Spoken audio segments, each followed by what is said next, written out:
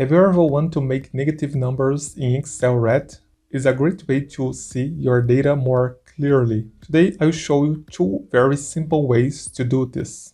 The first way is with conditional formatting.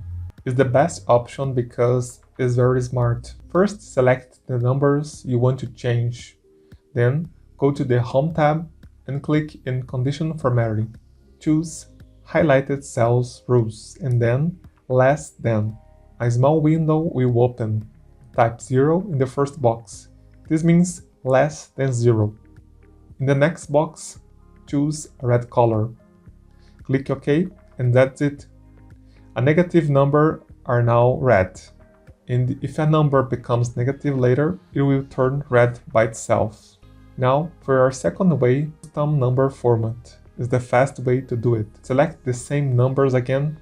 Now, right-click and choose Format Cells. Or, even easier, press Ctrl 1 on your keyboard. In the window, go to the Number tab and then click on Custom.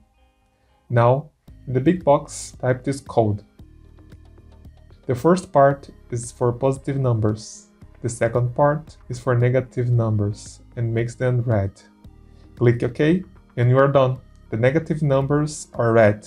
I like the condition formatting more, but custom numbers is very also great and very quickly. I hope this video was helpful. If it was, please give it a like and subscribe for more easy tips. Thanks for watching and see you next time.